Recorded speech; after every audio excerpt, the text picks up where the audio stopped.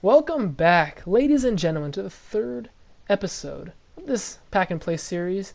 I opened up a couple packs off camera and actually pulled two cards that are in my lineup. First one you see right here is Marcus Stroman, 81 overall starting pitcher, and the next one's on my bench. Oh, there he was. 72 overall flashback JD Martinez. Yes, I actually pulled him in a standard pack, so that's pretty cool. These guys will look good in my lineup. Let's check out the gameplay. As you can see, my opponent's got Anthony Rizzo, Andy Avery, his creative player, Ben Zobrist, Manny Machado, Elvis Andrus, Charlie Blackmon, Michael Brantley, Buster Posey, and David Price on the mound for him, as I have Steven Matz. Expecting a lot out of Steven Matz. He's a pretty good pitcher. Let's see my opponent's record real quick. So my opponent, I didn't really say. I saw he had like 194 wins. Anthony Rizzo stepping up for him though. Strange to use Anthony Rizzo leading off for him, maybe just because he rakes. I don't know. But he's got Anthony Rizzo leading off for him. This was truly a game of the pitching. I'd have to say game of the pitching, as you see right there. We get him swinging on the curveball. I'd have to say throughout this game, my opponent's weakness was definitely the curveball in the dirt, and my weakness was definitely the changeup in the dirt. I could not handle this changeup. I mean, it was just vicious. He's bringing his creative player up right now, and he'll just demolish. Oh no, he was really late on that one. I thought he was going to demolish that one down the line. I guess that was in the last video. But we get him to an 0-2 count, and right here he ends up just looking like. You want anything from the store? Nah, just looking, man. So he's just looking. He's not buying anything at the store today. Ben Zobrist stepping up, though, Mr. World Series MVP for the Chicago Cubs, and he's just going to ground out to Pedroia. Pedroia, no issues with him. Good fielder, good hitter. Love him. So maybe Mr. Dope Man by the pool will give us some luck, as Pedroia will come up for us. And what's he going to do right here is he just demolishes one. And I mean, he crushes this as hard as he can. His little legs are running around the bases, but it gets caught by the center fielder. As we see Eduardo Escobar step up to the plate. This guy's technically a switch hitter, but I usually only use him against lefties, because that's who he crushes. He just crushes lefties. As you see, he's going to throw that one down the line. And this is where the opponent... my opponent just decided, no, I'm going to keep throwing him low changeups because he can't hit them. Or if he can hit them, he's just going to ground them out. But most of the time I was striking out as Rizzo makes a nice belly flop into the dirt. Whole stadium thought there was an earthquake, but it was just Rizzo belly flopping into the dirt. My opponent's got Manny Machado. This is the Diamond Manny Machado, and I think this one actually hits better versus righties. So I was kind of good right here. You wouldn't tell from this hit right here as he just ropes one into left field. We'll get it in quickly though, and Elvis Andrus is coming up. He's gonna bunt to move the guy over. I thought about going two, but I just went one. Let him do the sacrifice. And if you want to see one hell of a play right here, watch this. Charlie Blackmon lines this to Pedroia. He throws. He's safe. He's going home, and we will just get the tag right there. Oh my goodness, how close was that? We just got his hand. Maybe if he would have slid head first, we wouldn't have gotten him. But lucky for us, he didn't. Then Michael Brantley comes up and just plummets one right to the left fielder. I don't even know if that's a word, plummet. Well, that's going to be my new word. Hashtag plummet in the chat, everyone. Just put hashtag plummet. Ryan Howard stepping up for me. He has a lot more power versus lefties, but not when there's changeups that are about 4 feet below the strike zone. This is where, this is pretty much, if you look at this right here, this clip just describes exactly what this game was. Low changeups in the dirt that no one could hit.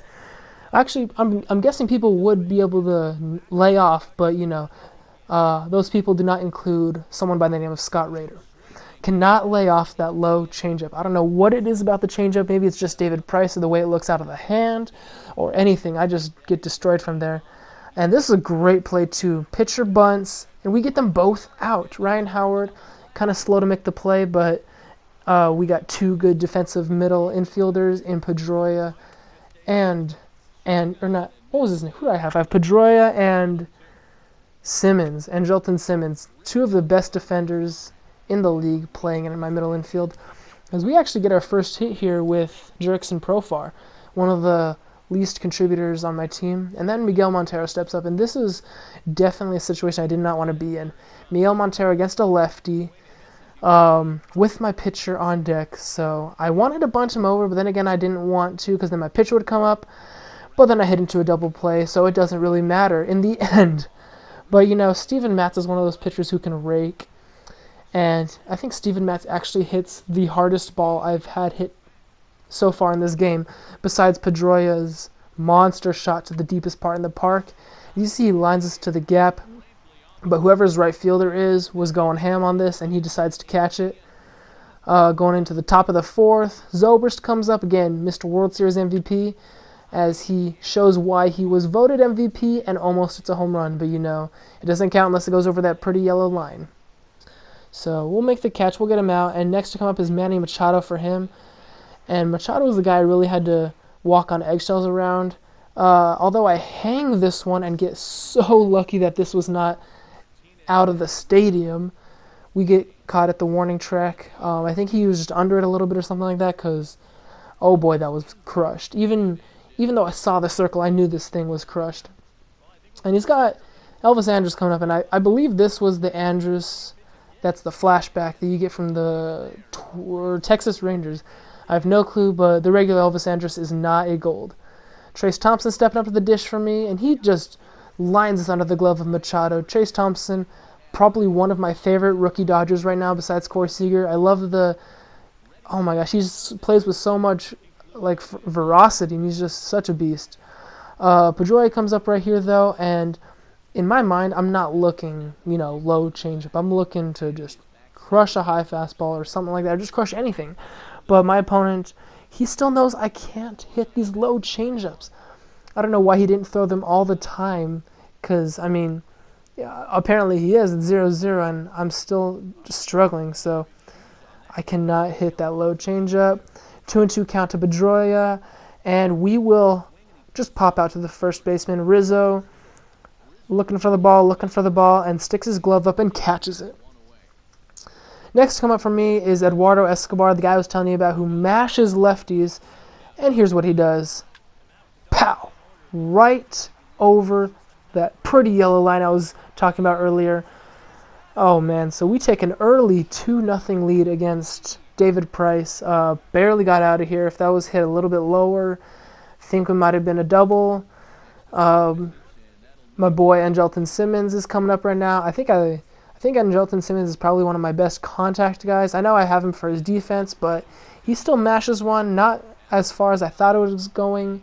Center fielder makes an easy catch, and we will head to the top of the fifth. Michael Brantley stepping up, though, and I hang one, and he just about hits this out of the stadium.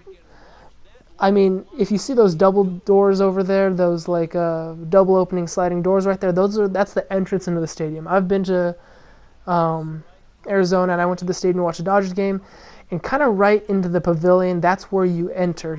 There's no really entrance any other way. You got those double doors right there. Everyone's coming in, they check your tickets, then you walk about 50 feet and you can see the stadium. It's just like you can walk all the way around the stadium. It's a really nice stadium. Like if you guys live around it or anywhere near Chase Field, I would really suggest you guys go there. I sat on the first base side in foul territory, ground level. I think 10 seats away from the Dodgers dugout is where I was sitting. And oh my gosh, it was such a good seat. There was actually a foul ball hit towards my section, and the guy in front of me missed it, and it bounced like 2 sections over. But it was closest I've ever come to catching a foul ball, which was really fun. But back to this game, as that ends the 6th inning for my opponent, swinging and missing. We'll jump to the bottom of the 7th right here as Escobar, who hit the clutch home run last time, will just swing and a miss on a changeup. It's such a shame that I was swinging at these changeups, because I could have probably done a lot more damage if I could just, use my common sense and think that this guy is throwing changeups every single pitch. But it's okay. Unfortunately, right here, after this little, after this batter, after Miguel Montero may or may not strike out on a low changeup, The game gets so laggy. It was so bad. So I skipped the end of the game where we win. Sorry that you guys didn't get to see that. I'll meet you guys at the post-game reward. It was crazy lag. I don't know what it was, but everything that was hit was just like hiccuping and stuff like that. So this guy was significantly lower than me. 1564 and I was 1622. So he was a good 60 points under me, 58 if you want to be exact. Looking at Brandon Finnegan right there. Maybe we can get him. Ooh, we could get him. No, we're just going to get Omar Infante. He's not going to fit into my lineup. Not good enough to play second base starting, but Antonio Bastardo, he is going to go into my bullpen. Nice silver relief pitcher. I'll meet you guys in the pack store with my packs.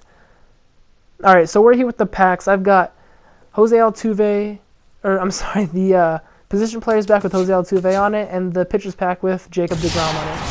Let's see what we can get in this position players pack. So, I see a Jake Marisnick, center field, Common, Mike Zunino, Nick Hundley. None of these guys. Maybe Hundley. Maybe I'll put him as a platoon with Montero in case there's another lefty. Other than that, nothing. Let's see if we can get anything in this pitcher's pack. Maybe another good closer. Looks like I see 1 bronze, 2 bronze, 71, and actually 3 bronze, 74, and 75. Fortunately, none of these guys are going to make my lineup. Might put Avilan in for Libator. Libator's been struggling. But anyways, I hope you guys like this video. Please like, please subscribe, and I'll see you guys later. Peace out, fellas.